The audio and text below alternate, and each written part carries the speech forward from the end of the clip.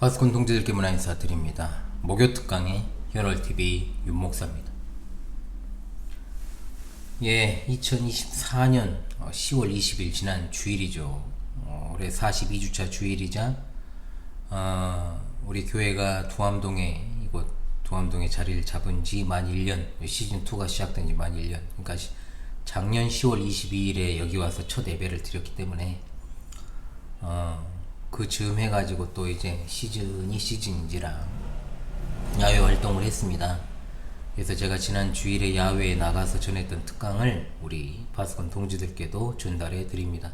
자, 우리 보편교회 동지들께는 뭐 그대로 적용이 되지 않을 수도 있고 또 이거 선별해서 드려야 될 수도 있겠습니다만은 그래도 내용을 통해서 얼마간의 유익을 받으시기 바랍니다. 늘 말씀드리지만 저는 현월TV를 제 목회의 연장선상에서 운영을 합니다.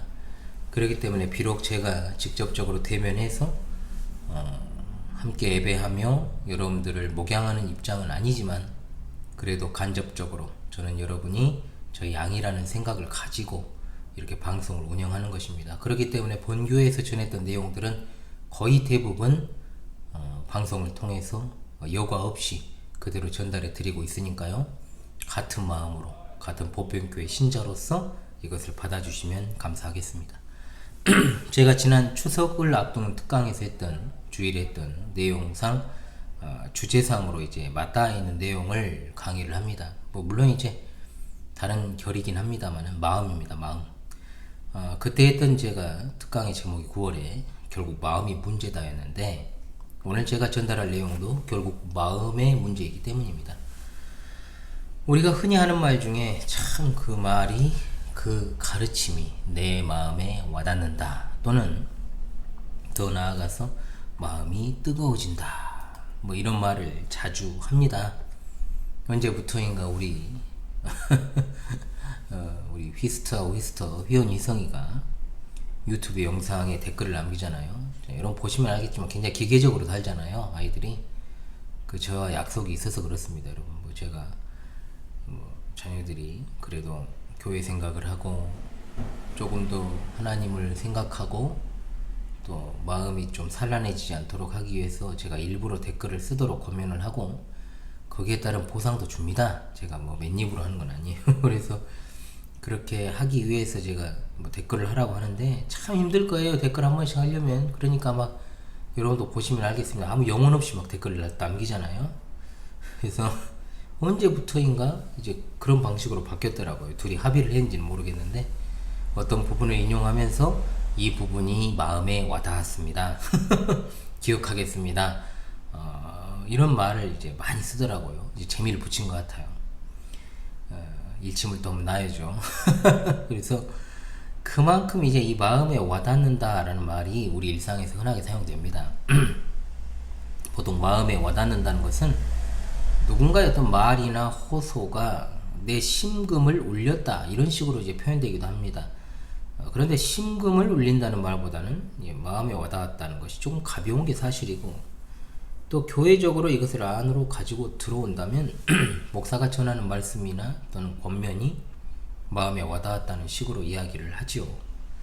종교적인 측면이 아니라 해도 우리 일상에서 마음에 와닿는다는 말은 굉장히 보편적으로 사용되는 말입니다. 특히 교회 안에서 하나님의 말씀을 듣는 청중에 이른바 줄임말로 마와다시 굉장히 중요한 요소로 자리매김되어 있는 것이 사실이라는 거죠. 따라서 마와다시라고 하는 것이 형성되지 않으면 사람들은 객관적으로 아무리 탁월한 이야기나 사실들이 있다 해도 거기에 대해서 별다른 의미를 부여하지 않습니다. 윤시호는 조선인의 어떤 감성이 90%다, 이성이 10%가 안 된다, 뭐 이렇게 말했지만 저는 이제 그것보다는 조금 더 많이 추워져서 시간이 많이 흘렀으니까 감성이 80%고 이성이 한 20%가 채 되지 않는다고 보고 여전히 그런 어떤 한국인들에게 마와다시라고 하는 것은 절대적입니다. 굉장히 절대적이죠. 한마디로 객관적이고 절대적인 진리 체계라 할지라도 그것이 분명 바른 정도요 정석적인 것이라 해도 이른바 정확히 말하면 여기서 더 나아가서 마와다시 아니죠. 이제 뭡니까? 마음이 뜨거워지지 않는다면 가슴이 즉 마음에 불이 붙지 않으면 이하 줄임말로 맞뜨거입니다. 맞뜨거. 맞뜨거가 없다면 그것은 그리 중요한 것이 되지 않고 만다는 겁니다. 참 재밌는 일 아닙니까 여러분? 그런데 굉장히 그런 경향이 짙어요. 그래서 제가 목사들이 강단에서 우는 걸 굉장히 혐오합니다. 가르침을 줄 때. 그리고 그런 우는 사람들은 우는 사람이 계속 울지 안 울던 사람이 우는 경우는 거의 없습니다.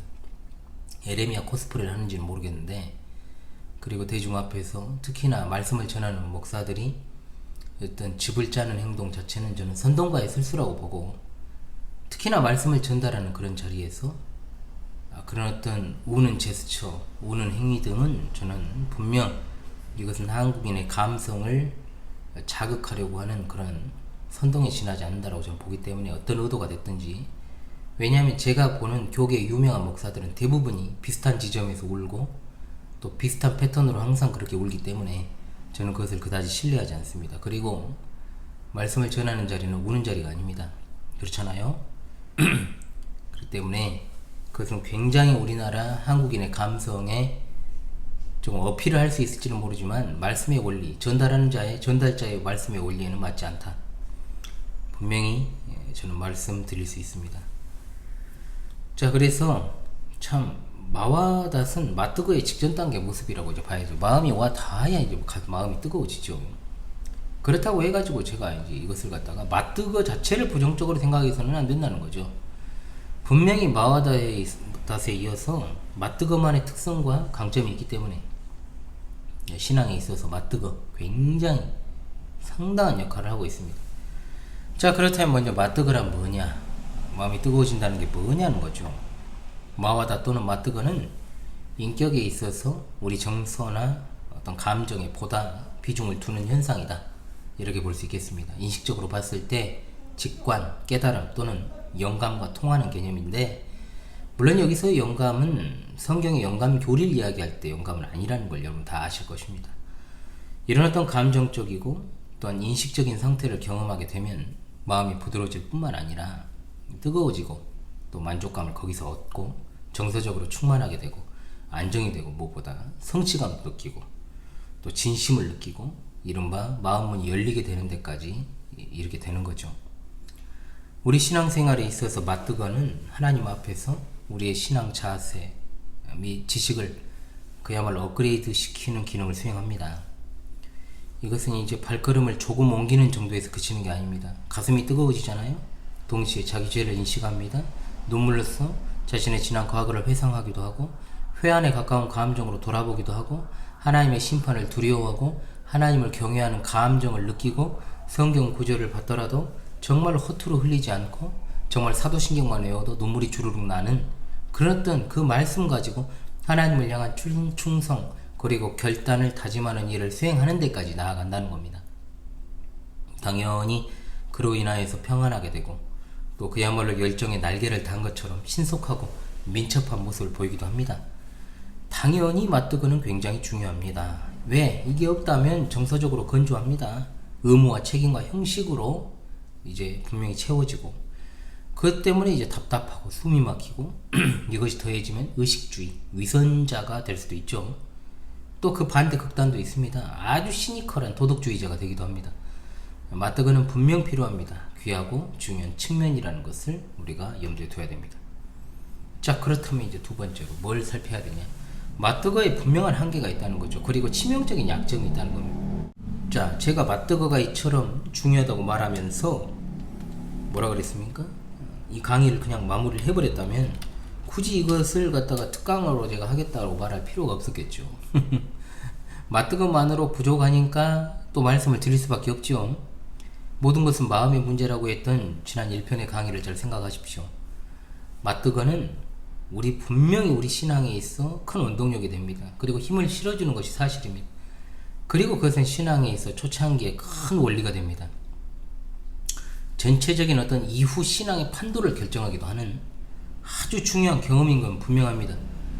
그럼에도 불구하고 첫째, 맞뜨거의 유효기간이 사람마다 개인차가 있지만 오래가지 못한다는, 지속적이지 않는다는 치명적인 약점이 있습니다. 왜냐? 이것은 굉장히 비상한 거잖아요. 그러니까 상시적으로 일어나는 것이 아니란 말입니다. 그러니까 순간적으로 강렬하게 다가오는 측면에서 어떤 이것과 비교할 만한 신앙적 경험이 거의 없다고 모방할 정도로 일정한 시간이 흐르면 거짓말처럼 진짜 사라져버리기 때문에 그렇습니다. 눈물샘이라고 하는 것도 그렇잖아요. 척척에 있을 때도 있지만 마르기 마련입니다. 아울러 감동도 없게 되고 도취감은 기억을 더듬고 또 더듬고 추억의 서랍장을 갖다가 일일이 다 뒤져야 밤중에 그냥 감성 충만한 그 시기에 어떤 시점에 그렇게 해야 될 정도로 그렇게 일부러 막 소환해내야 될 정도로 희미해진 내 이야기가 되는 겁니다. 열정이라고 하는 것도 어느 순간 차갑게 식어버리고 더 나아가서 의구심과 회의의 안개만이 자욱하게 깔리게 됩니다. 이건 개인차가 있지만 그래도 대부분이요. 그러니까 마치 정말 그런 순간이 있었는가 할 정도로 마뜨거는 굉장히 순간적이고 강렬하고 비지속적인 것이 그 특징이라고 말할 수 있겠습니다. 두 번째, 마뜨거는 체계화된 지식체계가 아닙니다. 따라서 마뜨거의 경험을 했던 그 자리에서 똑같은 환경을 조성해 놓고 다시금 그와 같은 상태가 되게 하는 것은 불가능합니다. 되게 하려는 것도 어리석습니다. 한마디로 이것은 체계화된 지식체계가 아니므로 어떤 정형화된 틀이 될 수 없다라고 하는 것입니다.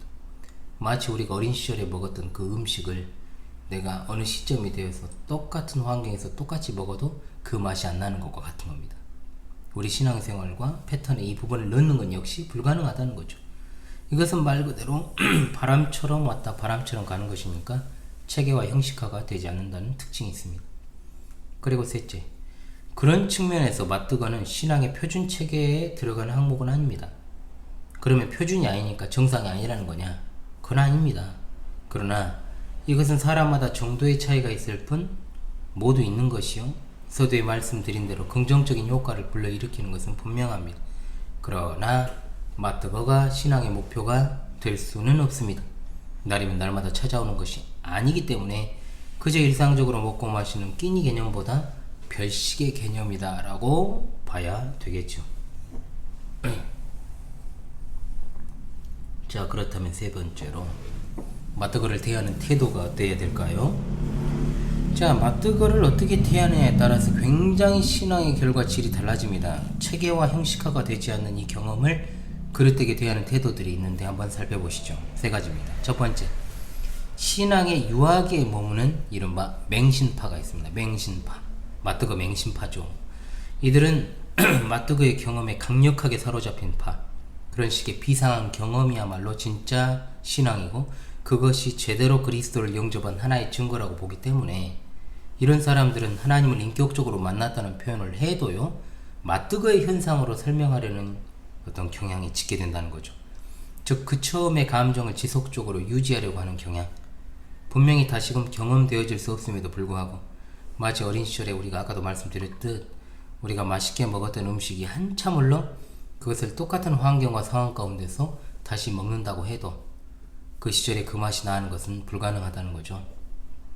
미각은 그때보다 더 발달했고 그때와 같은 정서를 가진 것도 아니고 이미 너무나 많은 음식을 경험해 버렸기 때문에 그때의 그 맛이 날 수 없는 삶과 신체 구조가 형성이 된 겁니다. 제가 가장 맛있게 먹었던 돈가스는 초등학교 때 저희 큰 누님이 사줬던, 나주 시내에 가서 사줬던 돈가스입니다. 경양식 돈가스죠.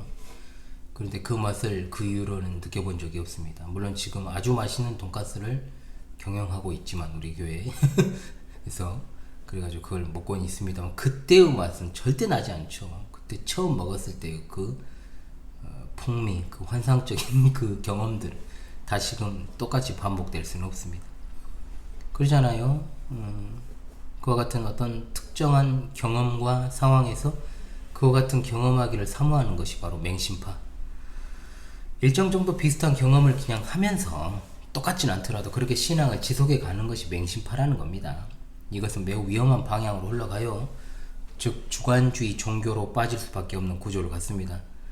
요감스럽게도 이것은 기독교 신앙이 아니고 현대주의에 물든 많은 교회가 이런 식의 신앙을 갖게 만드는 일에 상당히 일조를 했습니다.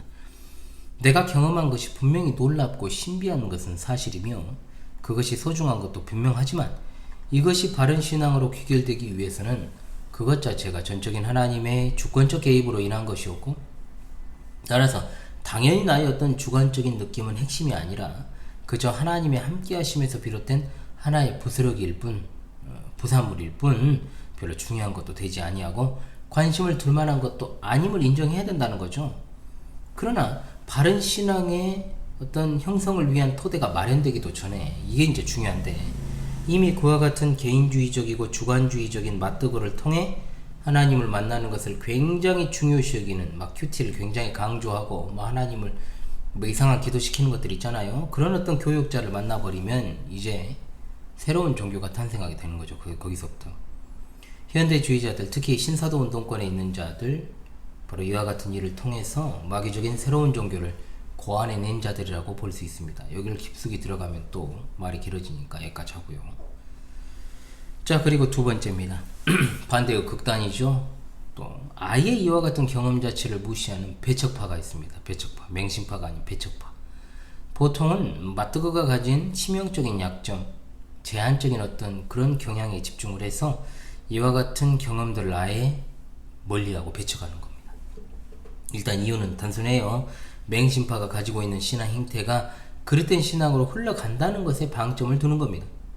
물론 그와 같은 형태에 대한 비판은 가능하다고 볼 수 있지만, 그렇다고 해서 하나님의 주권에 따라 각 개인에게 나눠주시는 경험 자체를 무시하는 태도로 나아가는 건 역시 그릇된 신앙의 한 단면입니다. 그런데 배척파 중에는 마트계의 경험을 한 사람들이 꽤 있습니다. 거기서 오는 것들에 대한 회의를 느끼고 갑자기 급선회를 하는 거죠. 그러니까 쉽게 말하면 좌파에서 우파로 전향하거나 우파에서 좌파로 전향하거나, 서로 이제 양 끝에서 끝은 통한다고 말을 하잖아요. 그러면은 보통은 어떻습니까? 전향을 함과 동시에 온전하게 건전하게 바른 방식으로 전향되는 것이 아니라 극으로 가죠. 극으로 가는 겁니다. 극좌 극우로 가는 거예요. 그러니까 이런 것들을 경험해 보지 않고 계속해서 이제 나이가 좀 든 상태에서 그렇게 돼버리면 굳어져 버린다는 게 아주, 그래서 빨리 그런 것들을 차라리 경험을 하는 게 낫고, 우리가 옛말에 그런 말을 하잖아요, 여러분. 빨리 날라리가 되는 것이 좋다, 차라리. 그래야지만이 나중에 정작 사회에 나갔을 때는 그런 것들을 경험한 애들이 그런 것에 빠지지 않나. 꼭 그런 것도 아니더라고요. 막 주구장창 그렇게 사는 인간들도 많으니까 그런 건 아닌데, 어찌되었든 간에 이게 극과 극으로 가더라는 겁니다. 자, 당연히 배척파의 입장에서 맞드거는 상당한 확률로 결과론적으로 좋지 않은 경험이고 옳지 않은 경험이고, 그것을 최대한 배제하는 것이 좋은 신앙이라고 여기는 겁니다. 그러나 이마저도 하나의 극단입니다. 맹신파가 신앙의 유아기에 해당한다고 했던 것처럼 또 다른 측면의 유아적인 행태입니다. 그러니까 한마디로 진보 좌파나 보수 우파, 뭐 극단에 있는 자들은 똑같다는 거죠. 사실은 똑같은, 질적으로 똑같은 부류에 있는 것이다라고 봐야지 뭐가 더 낫고 뭐가 더 아래다 이렇게 이야기할 필요가 없는 것과 같은 겁니다. 자, 왜냐?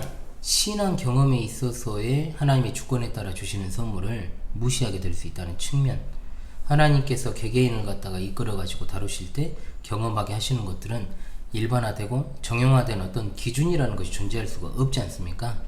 그러므로 이것 자체를 갖다가 무시해버리고 배제해버리는 행동은 목욕물을 버리려다가 아이를 같이 버리는 행동과 같고, 마치 어떤 경찰 조직의 구성원이 비리를 저질렀다 해서 경찰제도 자체를 폐지하는 것과 같은 그런 어떤 모습이라는 거죠. 맞드거라고 하는 것은 우리 신앙에 있어 분명히 가치가 있습니다. 신앙 경험적으로 굉장히 중요한 요소입니다. 기본적으로 아예 배제하려는 마음은 바른 신앙의 형태라고 볼 수 없는 겁니다. 자, 그렇다면 이제 세 번째입니다. 맞드거를 경험했지만 그 이후 더 앞으로 나아가지 않는 고인물 신자들, 이른바 고인파가 있습니다. 자, 여기서 제가 말하는 것들은 다 제가 만들어낸 말들이에요, 여러분. 고인파, 맹신파, 배척파, 고인파.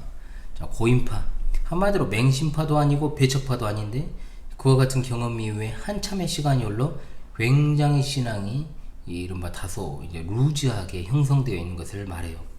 뭘 해도 별로 반응이 밋밋한 겁니다. 이런 사람들 분명히 자신의 현재 신앙은 과거 어떤 시점에 맞드거를 통해서 형성된 것이고, 맞드거 전과 맞드거 후로 나뉨에도 불구하고 그 경험을 가지고 일정 기간 동안의 신앙을 유지하다가 소위 말하면 약발이 떨어진 거죠.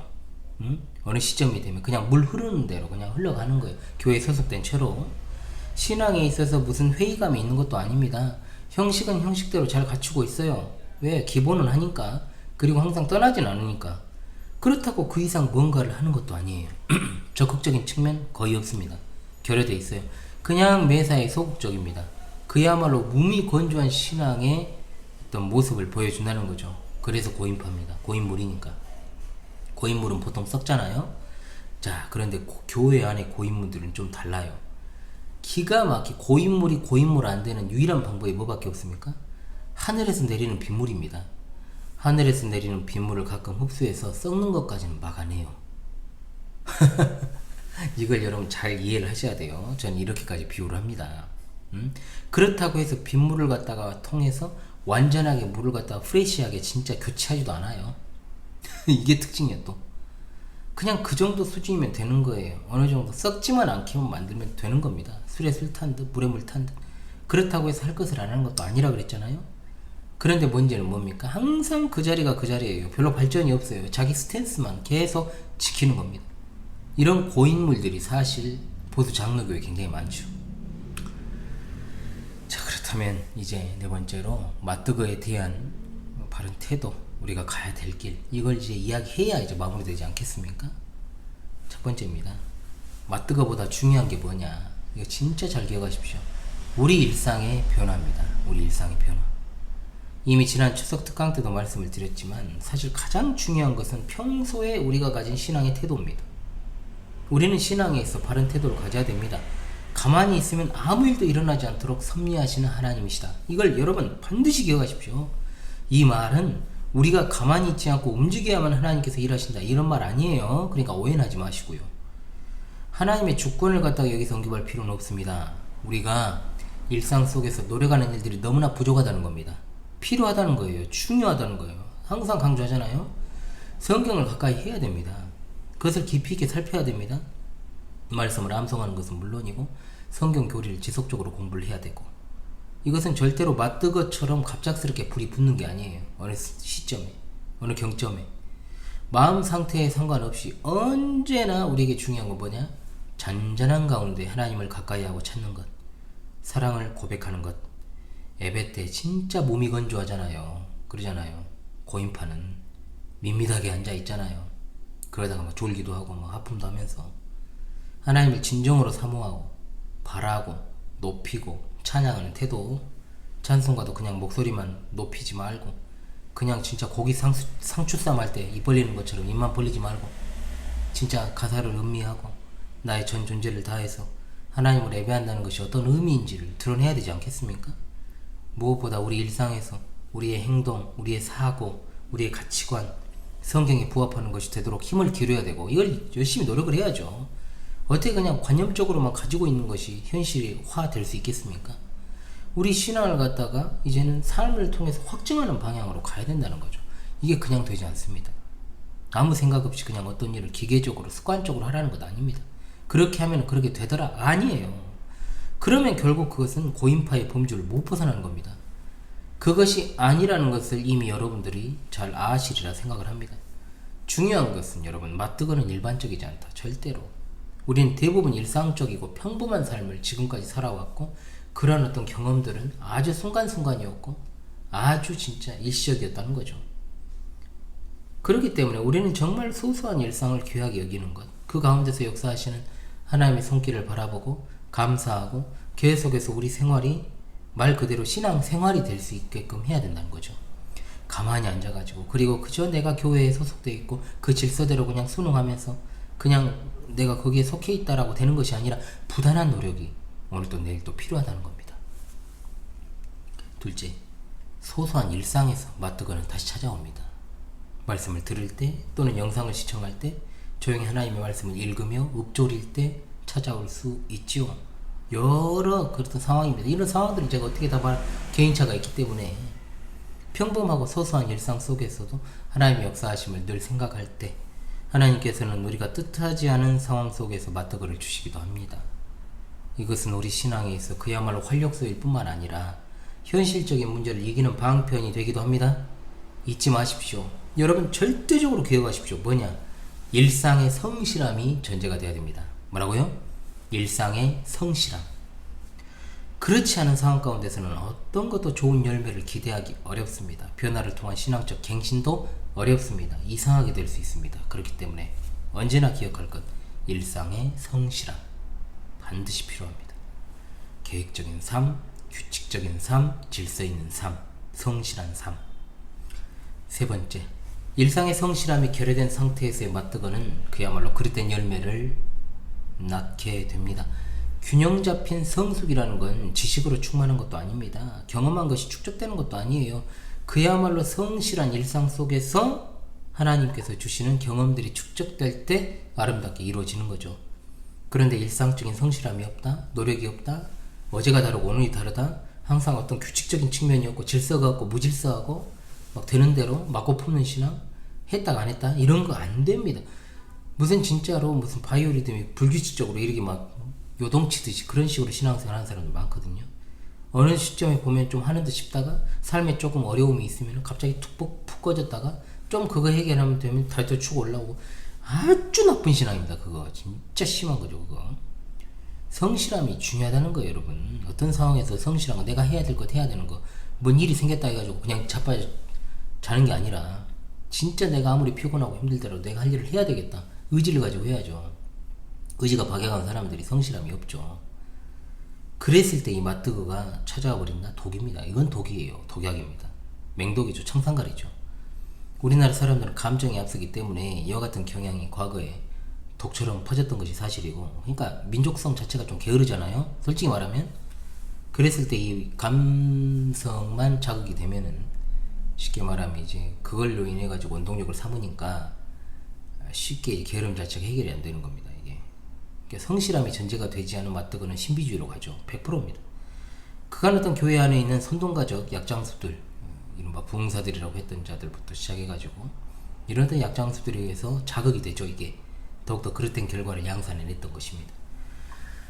자, 우리 일상이 언제나 성령 안에서 노력하고 또 노력하고 아름답게 하나님 나라 그 의에 대한 것으로 채워갈 때 우리가 놀랍게 도약하고 성숙하게 될 것이며, 우리 신앙은 균형 잡힌 신앙으로 흔들리지 않고 견고하게 서게 될 것입니다.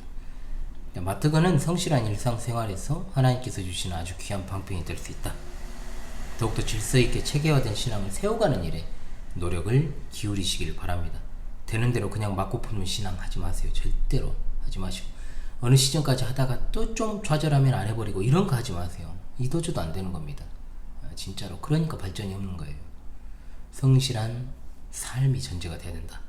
계획적이고 규칙적이고 질서있고 정돈된 신앙, 이것이 필수 요목입니다. 기본이 돼 있어야 한다. 기본도 안 돼 있는데 뭔 신앙이 되겠어요? 안 되죠. 적어도 제가 목양하는 울타리 내에 있는 양들 중에는 고인파가 많습니다. 이 영상을 보신 여러분은 어떤 파에 해당합니까? 맹신파입니까? 배척파입니까? 고인파입니까? 이도저도 아닙니까? 저는 제가 목양하는 목양자 양을 중심으로 이걸 갖다가 우리 보편교회 동지들에게 전하기 때문에 본교회에서 이미 절단된 이 내용을 동지 여러분에게 그 다음으로 전하는 겁니다. 그래서 여러분들에게 완전히 딱 맞아 들어지지 않을 수는 있어요. 그저 성실한 신앙의 자세를 촉구하고 그렇게 되기를 바라고 여러분도 고인파가 되지 않기를 바랄 뿐입니다. 고인물은 주위에 어떤 선한 영향도 미치지 못해요. 그냥 장구벌레나 끼는 거지. 그러므로 여러분의 삶을 있는 힘껏 정말 정돈할 뿐만 아니라 최선을 다해 살아가십시오. 그것이 우리 신앙생활입니다. 이와 관련해가지고 최근에 제가 구제와 관련해서도 말씀드렸죠. 내가 부족한 것이 있다면 나는 원래 부족하니까, 나는 원래 그러니까, 그런 말이나 사고 자체를 하지 마십시오. 당연한 것은 세상에 없는 거예요. 자꾸 넘어지는 그 자리에서 자신을 점검해야 됩니다. 다시는 그 자리에서 넘어지지 않게 해야죠. 신앙과 생활은 같이 가는 거예요. 하나를 보면 열을 안다 했습니다. 일상이 꼬여있는 자가 신앙이라고 풀려있겠어요? 절대로 그렇지 않습니다. 신앙이 제대로 서있는 자가 일상의 개판일 수가 있겠어요? 그렇지 않다는 거예요. 신앙이 바르게 정돈된 자는 집에 설거지통도 깨끗합니다. 자신의 방도 깨끗해요. 신앙이 그렇잖아요. 그런데 설거지통이 아주 더럽고 추접하고 그러잖아요. 저는 설거지가 쌓여있는 걸 보질 못하거든요. 사실 그래서 청소는 제가 좀 약합니다. 아내가 그 역할을 대신합니다만 어찌됐든 간에 그렇다는 거예요. 그게 가능하다면 그것이 위선자죠. 이제 위선적인 모습인 거죠. 참된 신앙에 그런 것은 없습니다. 우리 신앙이 정체되어 있고 고여있는 측면들은 없는지, 앞으로 조금 더 나아가지 못하는, 진취적이지 못하고 머물러 있는 그리고 습관적으로 발을 빼는 어떤 경향들이 어떤 곳곳에 있다면 잘 살피십시오. 신앙 정진하십시오. 일상을 성실함으로 채워가야 됩니다. 여러분 일에 성실함 말고요. 먹고 살려고 하는 일 다 열심히 하지 그러면 대충 하는 사람이 어디 있어요. 우리가 진짜 무슨 재벌 2세로 태어난 것도 아니고 기득권 집안에서 태어난 것도 아닌데 그렇잖아요. 다 그냥 먹고 살려고 열심히 일하지. 도둑질이나 진짜 사기꾼이나 이런 거 하는 사람이 아니라면 우리가 정말 죄를 짓지 않는 선에서는 다 열심히 일하지 그럼 일 열심히 안 하는 사람 어디 있습니까? 그러니까 그런 이야기 하지 마시고요. 여러분 일하면서 성실함을 나 역시 성실하게 하는데요. 그거 말고요. 우리 신앙과 생활에 있어서 잃지 말입니다. 자, 지금까지 모욕 특강의 현울TV 윤목사였습니다. 아무쪼록 여러분 이 마음의 문제 계속해서 우리가 살피고 또 살피고 살펴야 될 주제라 사료되옵니다. 자, 다시 찾아오겠습니다. 감사합니다.